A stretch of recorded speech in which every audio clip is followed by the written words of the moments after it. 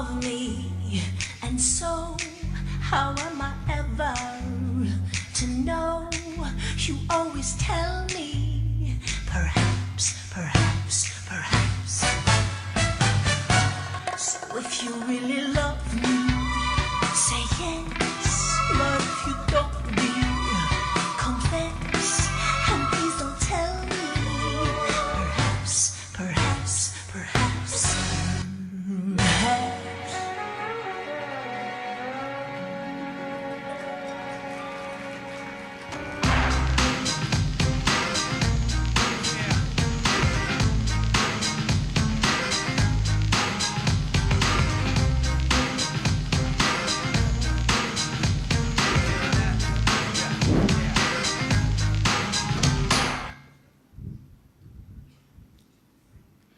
Melati kuntum, tumbuh melata, sayang merbah di pohon cemara. Assalamualaikum, mulanya kata, saya sembah pembuka bicara. Assalamualaikum warahmatullahi wabarakatuh. Salam sejahtera dan salam satu Malaysia. Yang arif lagi bijaksana panel juri convention, fasilitator, ketua-ketua ahli-ahli kumpulan KIK, tuan-tuan, puan-puan serta para hadirin yang dihormati sekalian. Selamat datang ke Convention KIK peringkat UTM kali ke-10 tahun 2014. Kami dari kumpulan HCD Solution berkhidmat di bahagian pembangunan modal insan HCD di salah satu bahagian di bawah naungan Pejabat Pendaftar Universiti Teknologi Malaysia Johor Bahru. Di paparan adalah makna, logo dan juga sejarah penubuhan kumpulan kami. Ahli kumpulan HCD Solution terdiri dari saya sendiri, Haliza, Aminul, Nailida, Talha, Arniza, Amirul dan Huzairi. Manakala dua lagi ahli kumpulan kami telah berpindah jabatan lain berkuat kuasa pada 15 Oktober yang lalu. Fasilitator kumpulan kami adalah Encik Abdul Jalil bin Maulani, Timbalan Pendaftar HCD. Berikut adalah surat pelantikan ahli kumpulan. Di paparan kini adalah bukti kejayaan kumpulan kami bagi ketiga projek yang telah berjaya dijalankan dari tahun 2009 hingga 2012. Rekod kehadiran mesyuarat ahli kumpulan menunjukkan peratusan kehadiran ahli kemesyuarat adalah sebanyak 97.8% dengan 50 pertemuan. Aplikasi WhatsApp dan juga email digunakan sebagai medium penyebaran maklumat dan juga minit mesyuarat. Bagi melancarkan pelaksanaan projek kumpulan, pengagihan tugas telah dibahagikan di antara ahli kumpulan dari tugas mengetuai dan juga membantu. Kitaran PDCA dijadikan panduan dalam pelaksanaan projek kumpulan kami. Gerak kerja kumpulan kami telah dimulakan dari Oktober 2013 dan berakhir pada Oktober 2014 seperti mana yang tercatat di dalam carta perbatuan projek. Terdapat 5 masalah telah dikenal pasti oleh kumpulan, iaitu kehadiran peserta khusus yang kurang efektif, kesukaran mendapatkan semula borang penilaian maklum balas dari jabatan, latihan diikuti staf PPP tidak menepati keperluan kerjaya individu, pengurusan penggunaan kenderaan pejabat yang tidak sistematik dan pembaziran penggunaan elektrik di pusat latihan UTM.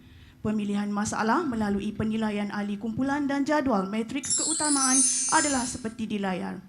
3 masalah yang dipilih kumpulan adalah kesukaran mendapatkan semula borang penilaian maklum balas dari jabatan, kehadiran peserta khusus yang kurang efektif dan latihan diikuti staf PPP tidak menepati keperluan kerjaya individu. Masalah pertama adalah kesukaran mendapatkan semula borang penilaian maklum balas dari jabatan. Sebanyak 75% borang dikembalikan dan 25% tidak dikembalikan. Kedua, kehadiran peserta khusus yang kurang efektif. Sebanyak 77% peserta hadir khusus manakala 23% sebaliknya. Ketiga, latihan diikuti staf PPP tidak menepati keperluan kerjaya individu. Melalui data yang diperolehi pada tahun 2012, sebanyak 56% staf hadir khusus tidak mengikut keperluan kerjaya dan meningkat pada 69% pada tahun berikutnya. Pemilihan tajuk projek berdasarkan perbandingan peratusan ditunjukkan sebagaimana di paparan. Pemilihan masalah diperkuatkan lagi dengan penggunaan matriks keutamaan di mana menunjukkan latihan diikuti staf PPP tidak menepati keperluan kerjaya individu. Ianya berada pada ranking pertama yang menyumbang kepada 12 jumlah baris.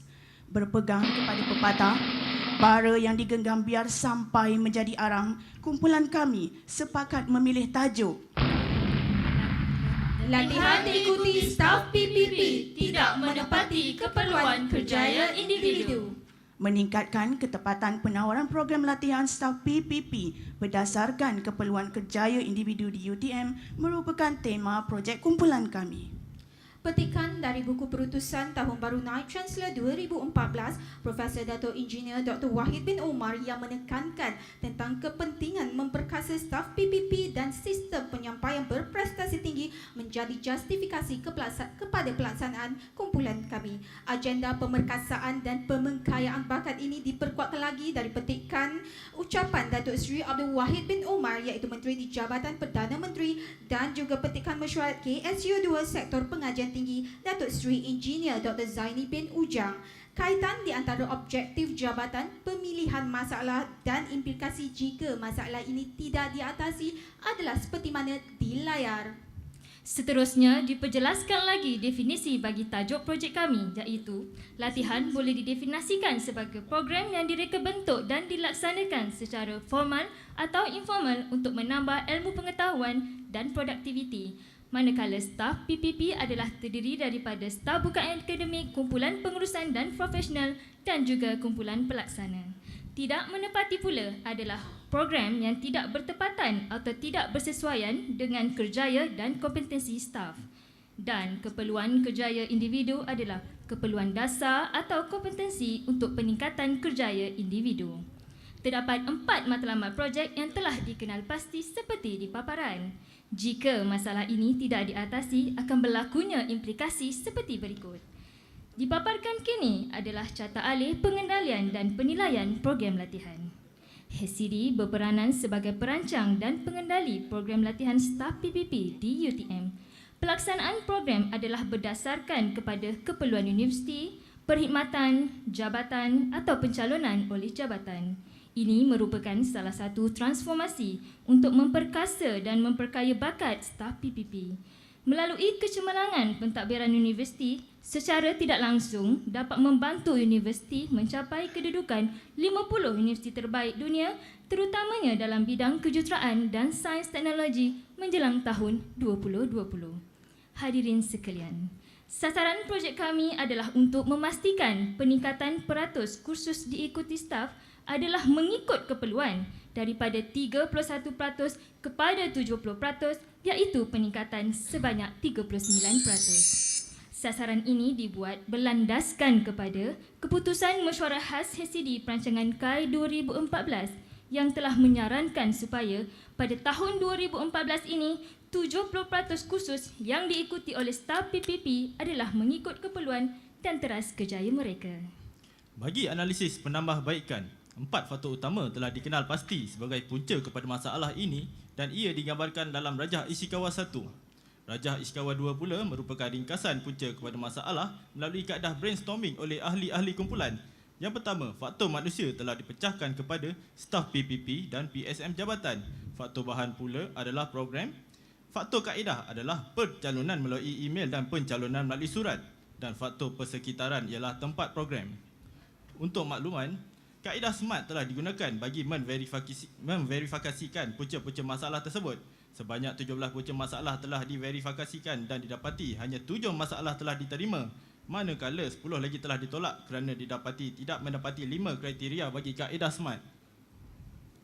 Verifikasi bagi faktor manusia.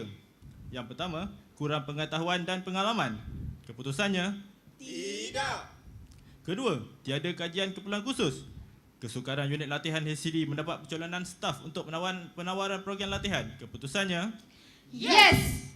Ketiga, tiada panduan atau hasil analisis untuk dijadikan rujukan oleh staf HSCD dalam membuat penawaran program. Keputusannya, Yes! Keempat, beban tugas banyak. Keputusannya, tidak. Kelima, kursus bertindih. Rekod menunjukkan sebanyak 10% program latihan yang sama telah dihadiri oleh staf yang sama. Keputusannya, Yes! Keenam, percalonan berulang kali. Rekod menunjukkan 10% staf yang sama telah dicalonkan program yang sama melebihi sekali. Keputusannya. Yes. Ketujuh, tidak faham keperluan. Keputusannya. Tidak. Kelapan, tiada rujukan asas. Pencalonan program latihan oleh PSM PTJ adalah berdasarkan rekod kehadiran program yang telah diikuti dan atas permintaan staf. Keputusannya. Yes. Dan kesembilan, tiada kursus berkaitan. Keputusannya. Tidak. Bagi faktor bahan pula, latihan dirancang tidak mengikut keperluan kerana program latihan adalah berpandukan rekod pelaksanaan tahun sebelum. Keputusannya. Yes. Kedua, peruntukan terhad. Keputusannya. Tidak. Dan ketiga, analisis program tidak merangkumi peningkatan kompetensi dan produktiviti staf. Keputusannya. Yes.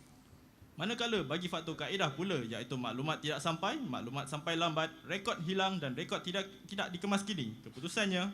Tidak. Tidak. Tidak. Akhir sekali ialah faktor persekitaran iaitu latihan dibuat di dalam kampus. Keputusannya. Tidak. Berdasarkan huraian verifikasi tersebut, Rajah Ishikawa 3 menunjukkan 7 punca paling mungkin kepada permasalahan iaitu tiada analisis keberkesanan, tidak mengikut keperluan, khusus bertindih, percalonan berulang, tiada panduan, tiada kajian keperluan khusus dan tiada rujukan asas. Teknik belajar pokok digunakan dalam proses cadangan penyelesaian kepada setiap punca masalah. Bagi punca paling mungkin bagi tiada kajian keperluan khusus cadangan, membuat analisis jurang keperluan latihan. Jelaskan. Panduan pencalonan program latihan, ketepatan pencalonan serta meningkatkan ROI. Penilaian. Diterima. Bagi punca paling mungkin bagi tiada panduan, cadangan pertama, mengedarkan buku panduan laluan kerjaya kepada staf. Jelaskan. Melibatkan kos, mudah hilang dan lupa serta perlukan sesi penerangan. Penilaian. Ditolak. Cadangan kedua, membangunkan modal kompetensi. Jelaskan. Arah tuju jelas untuk pembangunan staf PPP, kompetensi yang standard bagi semua staf PPP dan panduan komprehensif. Penilaian.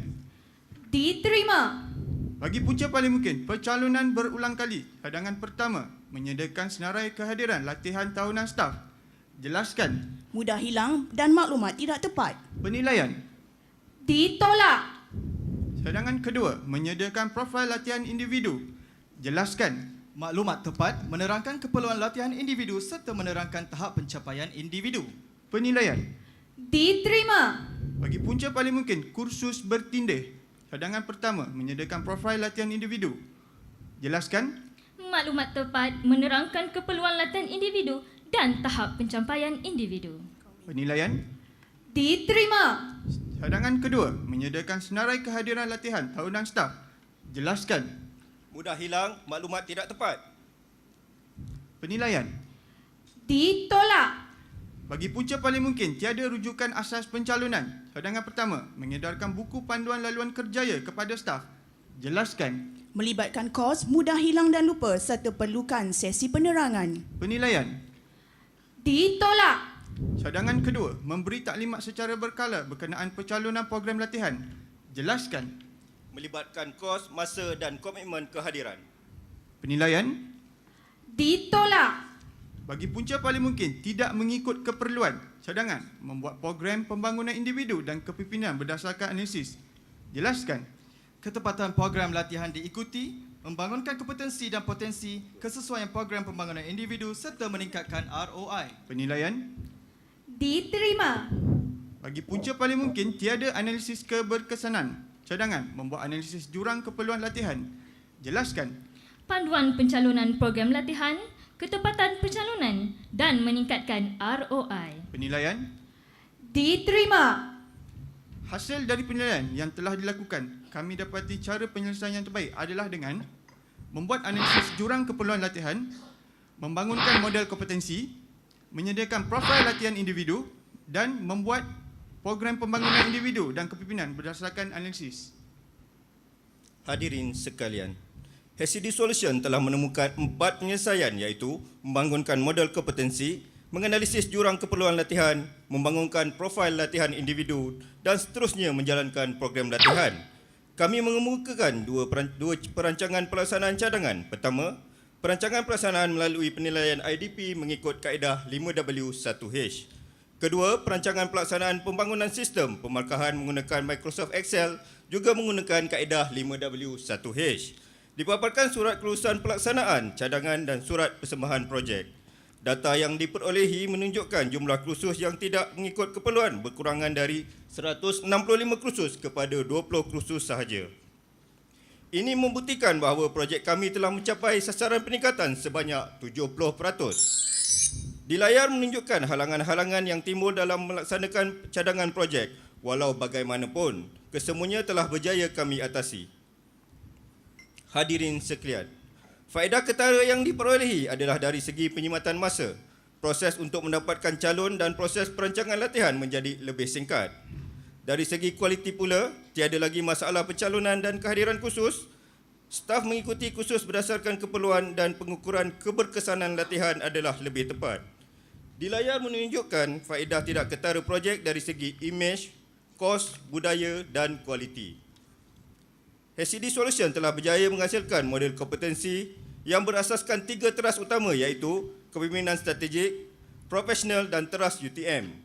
Model ini merupakan asas kepada program penilaian pelan pembangunan individu atau lebih dikenali sebagai IDP. Apakah itu IDP? IDP merupakan pelan pembangunan potensi dan kompetensi staf untuk memenuhi keperluan perancangan modal insan UTM. IDP juga disedia berasaskan kualiti kepimpinan dan lain-lain kompetensi selari dengan aspirasi universiti. Mengapa IDP diperlukan? IDP diperlukan untuk tujuan yang pertama menyediakan kualiti modal insan yang diperlukan oleh UTM berasaskan permintaan dan penawaran kepimpinan UTM. Kedua, untuk menyokong pengurusan pelan penggantian, pengurusan bakat dan lain-lain program pembangunan organisasi serta menyokong autonomi universiti secara berterusan. Bagaimanakah IDP dilaksanakan? IDP hanya dapat disediakan setelah jurang kompetensi, bakat dan potensi ditentukan melalui proses penilaian.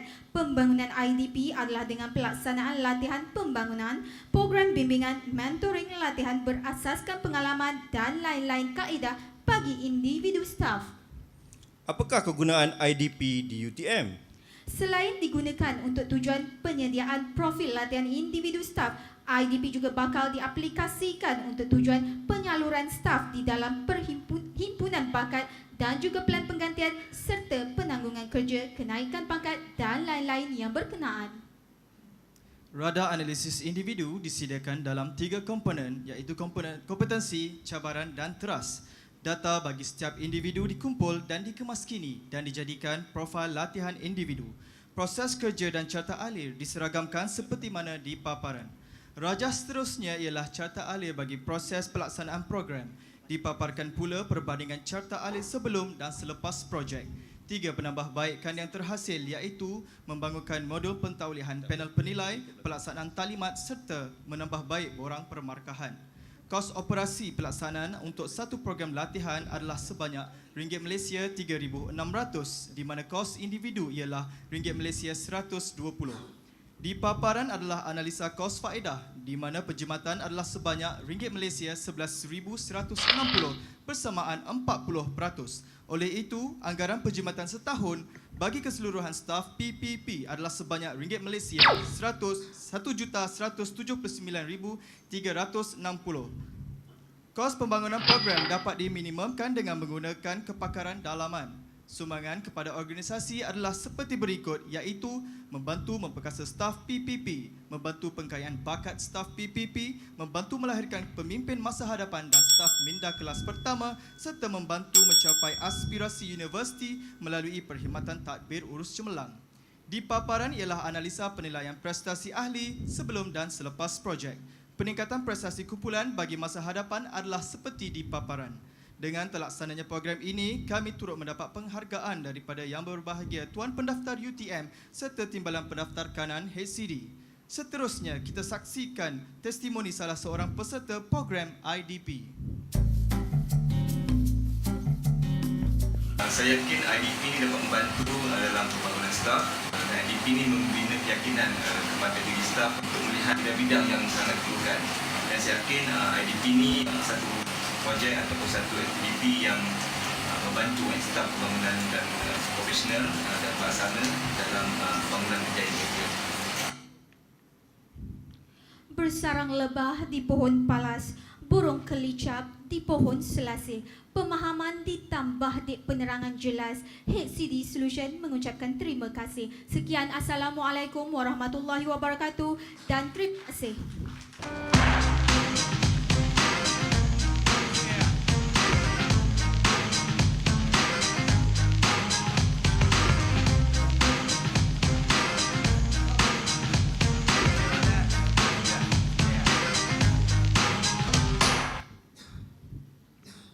Silakan juri. Okay, tahniah, very interesting presentation. Okay.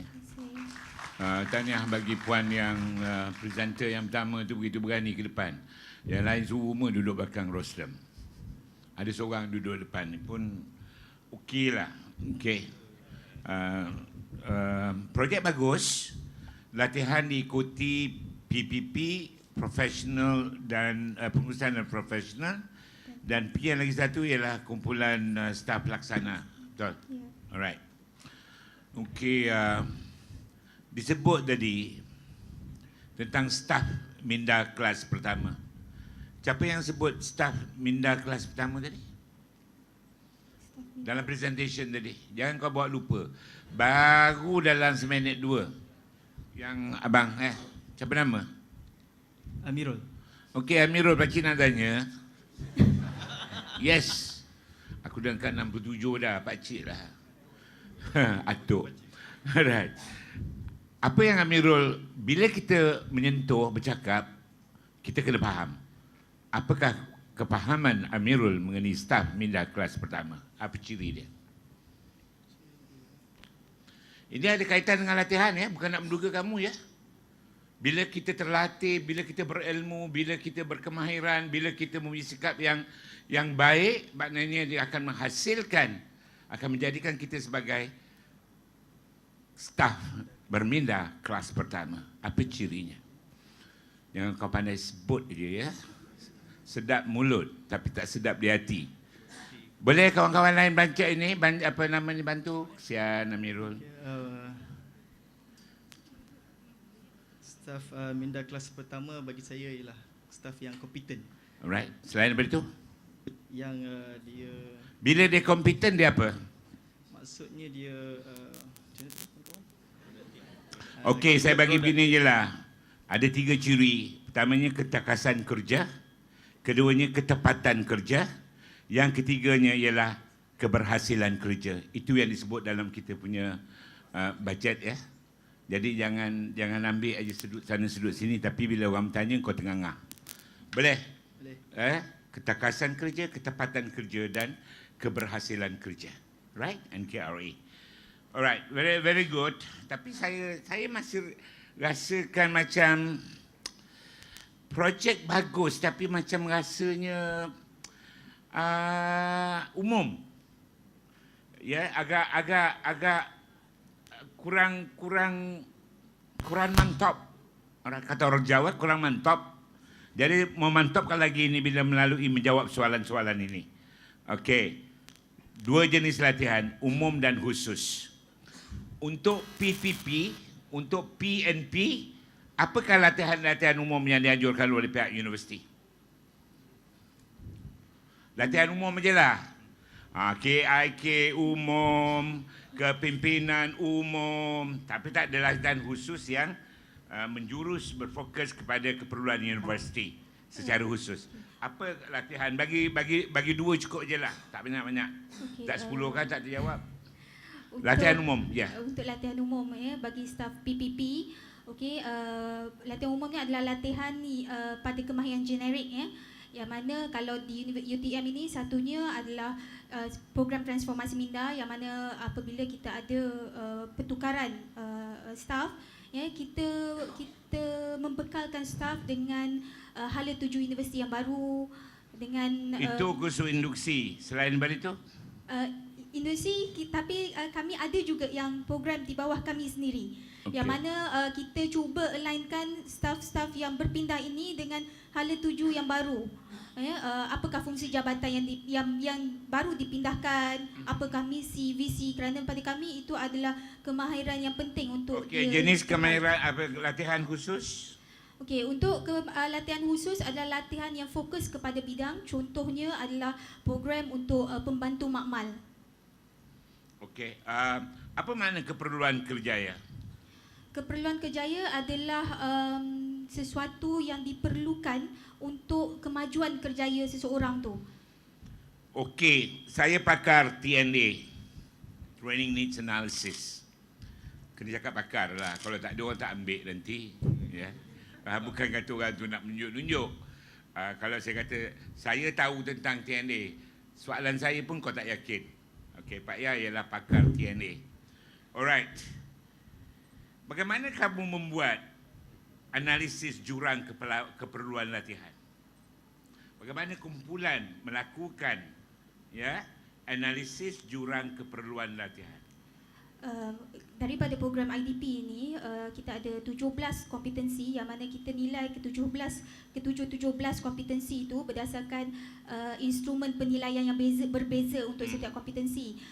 Daripada setiap penilaian yang dijalankan tu kita akan dapat apakah hasil selepas penilaian itu, yang mana kita akan tahu kedudukan ataupun pemahaman staf tu dalam bidang-bidang yang kita nilai. Okey, bilangan PNP 432, kumpulan P 2853.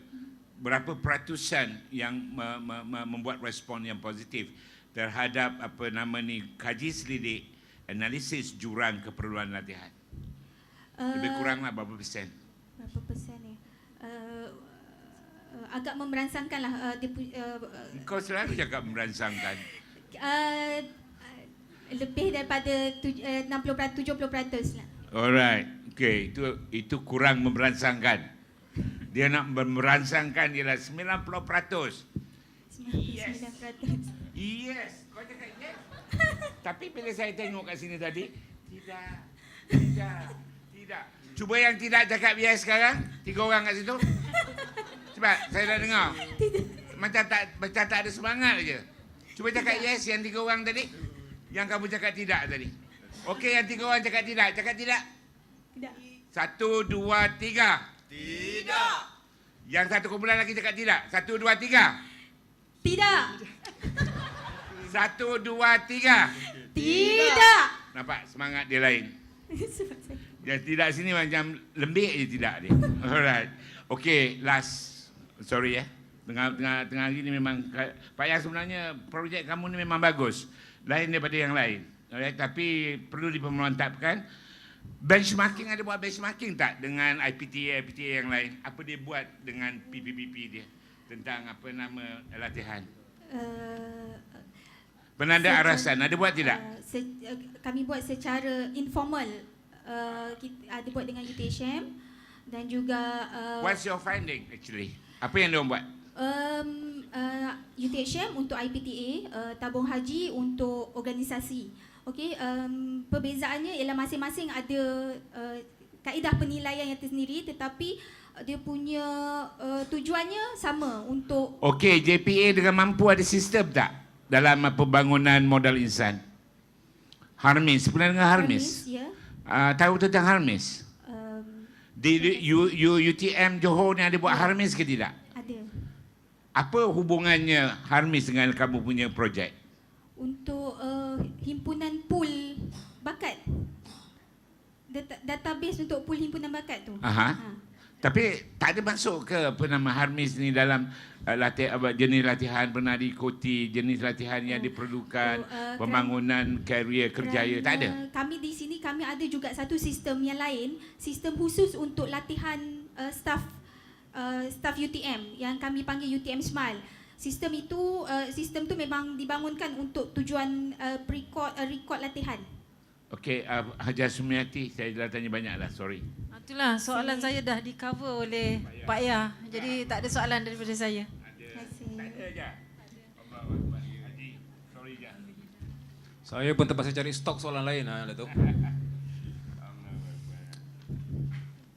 Sampel yang diambil tu berapa ni? Yang sebelum 31 orang. 31 tu Staff grade 44. okey. Kumpulan pengurusan profesional. Kenapa grade 44 saja dipilih? Grade 44. Kerana pada ketika itu kita bangunkan untuk grade 44 dengan pilot testnya, kerana pada ketika itu sebenarnya kita ada exercise untuk kenaikkan pangkat, tetapi kita berpandangan jika IDP ni diperlukan untuk dimasukkan dalam exercise tu, kita dah ada, at least kita dah ada database untuk 31 orang daripada grup 44. Nyatakanlah kenapa grade 44 saja dipilih. Oh, okay. Sebab saya kira dari sini sebab you punya total apa ni? Total petugas berapa? 2,853 yalah, bagi saya ni sampelnya hanya 31 baru dalam 1.08% saja, sampel sangat kecil. So, untuk grade yang lain apa cerita? Kami akan jalankan untuk kumpulan kedua pada bulan Disember. Sebab dia ada gap sikit kerana semasa proses postmortem selepas kumpulan 1 tu dilaksanakan, kita dapati ada beberapa perkara yang perlu ditambah baik. Satunya kami bangunkan dalam masa sengkang itu modul untuk pentauliahan para penilai dalam program IDP tu. Jadi itu sebab dia ada macam gap sikit. Kemudiannya kita adakan sesi taklimat, siri sesi taklimat, kerana sebelum yang kumpulan pertama ni kita adakan immediate sebelum dilaksanakan program tu, penilaian tu. Jadi daripada feedback tu kita rasa staff agak tak bersedia untuk menghadapi sesi penilaian IDP. Dan juga kami ada buat sedikit penambahbaikan pada borang pemarkahan para penilai, kerana ada sedikit mungkin kekeliruan pada cara pemarkahan di borang itu. Okey, soalan terakhir. Ada 4 matlamat projek, betul? Betul. Keempat-empat ni you all pantau tak dia punya pencapaian dia? Kami tidak pantau secara khusus setiap satu tu, tetapi apa yang kami buat adalah perancangan untuk program-program latihan. Okey, kami tengok pada yang nombor 1 kan, menyediakan profil individu latihan staff. Dah sedia, dah ada untuk yang 31 tu dah ada. Dah ada Yang lain tu belum lagi lah. Ya. Nombor 2, meningkatkan kebersamaan program. Ya, kerana ada. Ya, dia pergi. Nombor 3 saya rasa ada ni agaknya. Nombor 4, memastikan penggunaan bajet. Ya, sebabnya kalau sebelum ni mungkin contoh seorang tu kita hantar yang program agak tidak berkaitan dengan kerjaya dia, tapi selepas program tu kita dah tahu apa program yang dia patut hadiri untuk ni bajet bajet diri adalah dia. tentang spending peruntukan kan? Ya. Betul. Setakat mana peruntukan berjaya dibelanjakan lah? Tidaklah peruntukan untuk dari akhir tahun tu, tetapi untuk satu slot program tu. So maknanya maklumat tu tak ada di sini lah. Ya. Cuma ada di sini, buktinya tak ada. Sebab bila dia ada, kita akan cross check. Tidaklah awak suka-suka je letak. Okey. Sebenarnya orang tanya sasaran je kan? Betul? Kan kita up lagi sikit ni. Awak letak 4 matlamat ni. Apa guna letak 4 kalau tidak pantau keberhasilannya. Okey, terima kasih. Terima kasih. Okey, saya nak tengok ni IDP. You punya manual IDP ada bawa tak? Manual belum ada, tetapi kita dalam ada draft policy, tapi kami tak bawa. Tak bawa? Berapa jauh daripada Dewan ni ke tempat kamu? Kalau nak boleh ambil. Boleh ambilkan lah, kemudian apa ni? Lepas ni pergi ambil. Saya nak tengok je draft walaupun draft. Ada boleh. Draft Draft policy. Okey. Manual tak, tapi draft policy. Alright. Boleh. Okey, terima kasih Tahniah, very good project. Terima kasih. Assalamualaikum.